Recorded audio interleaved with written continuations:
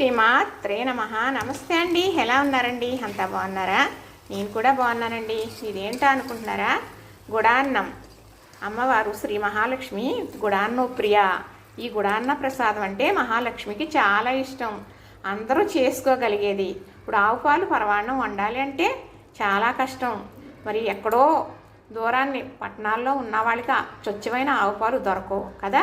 అలాంటప్పుడు ఈ గుడాన్న ప్రసాదం చేసి మహాలక్ష్మికి నైవేద్యం పెట్టొచ్చు. ఆవు పాలు పరమాన్నానికన్నా ఈ గుడాన్నం చాలా మంచిది. చక్కగా ఇది మనకి దొరకవు ఇందులో అనేది లేదు. ఇంట్లో ఉన్న బియ్యం, బెల్లం కొనుక్కుంటే దొరికేస్తుంది.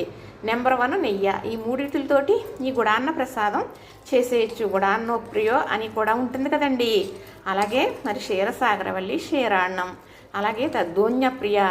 అవి బియ్యంతో చేసిన అన్నం వస్తుంది కాబట్టి ఇది గుడాన్నం, క్షీరాన్నం, మరి అలాగే దద్దోన్యం. చూసారు కదా, ఈ నైవేద్యాలు చాలా ఇష్టం. ఈ గుడాన్నం కూడా గుడాన్నో ప్రియ అని మంత్రాల్లో ఉంటుందండి. అమ్మవారి మంత్రాల్లో శ్రీ మహాలక్ష్మికి ఈ గుడాన్నం చాలా ఇష్టం అన్నమాట. మనం పరవాన్నం వండాలి, పాలు లేవు అనుకోని అవసరం లేదు. ఈ గుడాన్నం పరవాన్నానికన్నా మరి శ్రేష్టమైనదని పెద్దలు చెప్పగా విన్నానండి.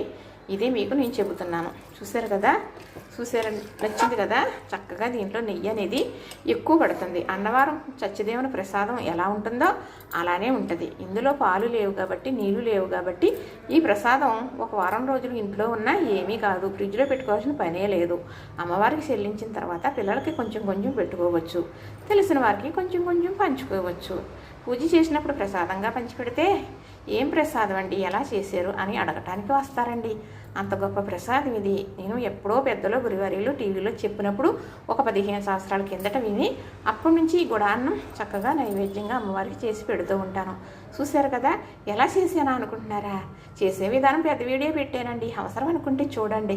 చూస్తే ఇలా మీరు కూడా చేసుకుని పెట్టుకుందరు. కానీ లక్ష్మీ పూజ చేసుకునేవారు ఉంటారు కదా, నైవేద్యం ఇది లక్ష్మీ పూజలో చాలా మంచి ఫలితం ఉంటుందండి. తప్పనిసరిగా ఈ నైవేద్యం చేసి పెట్టండి.